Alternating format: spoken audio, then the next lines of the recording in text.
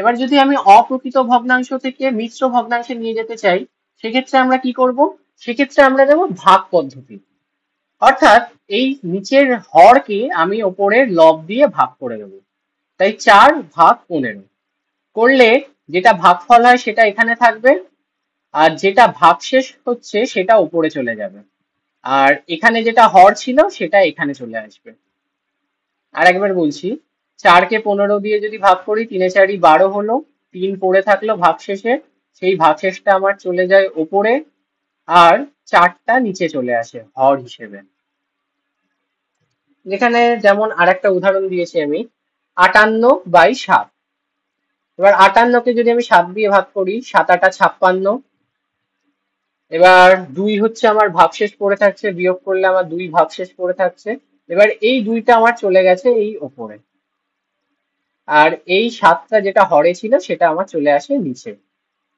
এই হয়ে যায় আমার মিশ্র ভগ্নাংশ। এটা হচ্ছে তাহলে মিশ্র ভগ্নাংশ দাঁড়ালো 58/7-এর 8×2/7। এবার এখানে কিছু হোমওয়ার্কের জন্য দিয়েছি, চাইলে প্র্যাকটিস করতে পারো। এবার চলে আসি আমাদের নেক্সট টপিক, মিশ্র ভগ্নাংশের যোগ।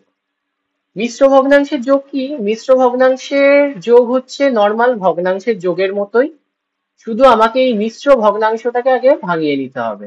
এবার মিশ্র ভগ্নাংশকে ভাঙালে আমরা অপ্রকৃত ভগ্নাংশ পাই, যেটা আগে দেখলাম। কিভাবে ভাঙাতে হবে?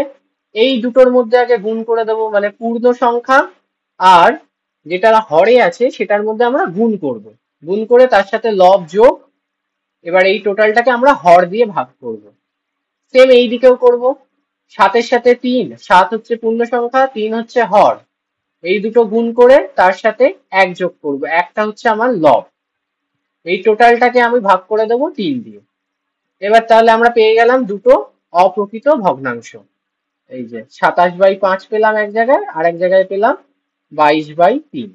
এবার এই দুটো নর্মালি আমি যে ভগ্নাংশের যোগ শিখেছি সেই পদ্ধতিতে যোগ করে দেবো। তো তার জন্য কি করতে হবে? আগে 5 আর 3-এর লসাগু করতে হবে। এই যে 5 আর 3-এর আমি লসাগু বার করেছি এখানে। 5 ও 3-এর লসাগু কত হয়? লসাগু হয় 15। তো 5 ও 3-এর লসাগু 15টা আমি নিচে লিখলাম। এবার 5কে 15 দিয়ে ভাগ করলে হয় আমার 3, এই যে 3, আর উপরেরটার সাথে গুণ, 27 × 3। আবার 3কে 15 দিয়ে ভাগ করলে হয় আমার 5, এই যে 5, আবার 22 × 5।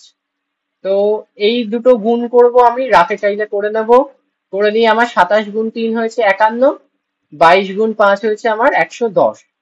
এবার এই দুটোকে আমি যোগ করে দিয়েছি, 161/15।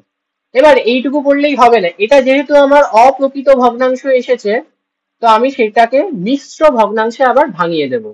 এই আগের ইয়েতে শিখলাম যেভাবে আমাদের মিশ্র ভগ্নাংশে ভাঙাতে হয়, সেই পদ্ধতিতে আমি এটাকে মিশ্র ভগ্নাংশতে ভাঙিয়ে দেব। এই যে 161/15-কে আমি মিশ্র ভগ্নাংশতে ভাঙাচ্ছি। তাই 15 1-কে 15 হলো, বিয়োগ করলে হচ্ছে 1, উপর থেকে 1 নামলো, 11। তো আমার হচ্ছে, এবার এখানে একটা শূন্য হবে, যেহেতু আমার 1 হচ্ছে ছোট সংখ্যা, তাই এখানে একটা শূন্য হবে। তাই 10×11/15। যেহেতু আমার 11 হচ্ছে 15 থেকে ছোট সংখ্যা, তাই এখানে একটা শূন্য হবে, 10×11/15। আচ্ছা, এবার স্পেশাল কেস। স্পেশাল হচ্ছে কি, ধরি আমার কাছে 2+3/4 আছে। 2 তো আমার একটা পূর্ণ সংখ্যা, তো এর তলায় আমরা একটা 1 ধরে নেব, ধরে দিয়ে নর্মালি ভগ্নাংশের যোগ যেভাবে করে সেইভাবে যোগটা করে নেব। এখানে কিছু হোমওয়ার্ক আছে, চেষ্টা করে দেখতে পারো সবাই। 5-এরটা এখানেও সেম, এখানে 3-এর তলায় আমি 1 ধরে নেব, 3 যেহেতু পূর্ণ সংখ্যা তাই 1 ধরে নেব।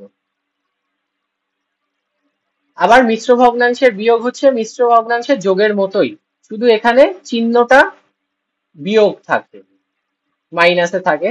তো সেম, আগে মিশ্র থাকলে আমরা অপ্রকৃততে ভাঙিয়ে নেব, যে পূর্ণ সংখ্যার সাথে আমার হরের গুণ করে তার সাথে লবের যোগ করে দেবো। করলে এখানে হচ্ছে 37/5, আর এখানে হচ্ছে আমার 11/4। এবার এটা এইখানে চলে এসেছি আমি, এই যে এখানে এবার 37 × 4। এবার এটা কোথা থেকে এলো? সেম পদ্ধতি, এখানে আমি 4 আর 5-এর লসাগু করে নিয়েছি, লসাগু হচ্ছে আমার 20 বেরিয়েছে। এবার 20-কে আমি ফার্স্টে 5 দিয়ে ভাগ করব, করলে হচ্ছে 4। এবার 20-কে আমি 4 দিয়ে ভাগ করব, করলে হচ্ছে আমার 5। এবার এগুলো গুণ করে দেবো। 37 গুণ 4 একবার, 11 গুণ 5 হচ্ছে একবার, মানে 55, আর 148 করে আমার অপ্রকৃত আসছে সেম। তো অপ্রকৃত আসলে আমি কি করব বলেছি, অপ্রকৃতটাকে ভাঙিয়ে দেব। কিসে ভাঙাবো? মিশ্র ভগ্নাংশতে ভাঙিয়ে দেব। তো 20 দিয়ে 93-কে ভাগ করলে 4×20 = 80, বিয়োগ করলে পড়ে থাকছে আমার 13। তো 13, 4×13/20, এটা হয়ে যাবে উত্তর। এবার সেম যোগের মতো বিয়োগের ক্ষেত্রে আমার স্পেশাল একটা কেস হয়, যেটা হরে যদি আমার আহ, কিছু না থাকে, যেরকম পূর্ণ সংখ্যা থাকে, তাহলে আমি এটারও হরে 1 ধরে নেব। কারণ আমার এখানে হরে কিছু নেই, তো হরে কিছু নেই মানে আমি 1 ধরে নেব। এই যে এই সাইডে হরে 2/1 বিয়োগ 3/4 করে, বাকি পদ্ধতি সব সেম করে আমি অ্যান্সারটা বার করব। তো এখানে কিছু হোমওয়ার্ক দেওয়া আছে, 11×1/2, এই হোমওয়ার্ক গুলো একটুখানি চেষ্টা করবে। আর লাস্টেরটা যেটা আছে, লাস্টেরটাও দেখো 6 হচ্ছে পূর্ণ সংখ্যা, তো এটাকে আমি তলায় 1 ধরে নেব। ধরে নিলেই আমরা উত্তরটা করতে পারবো। তো ব্যাস, আজকে এতটুকুই। সবাইকে থ্যাংক ইউ।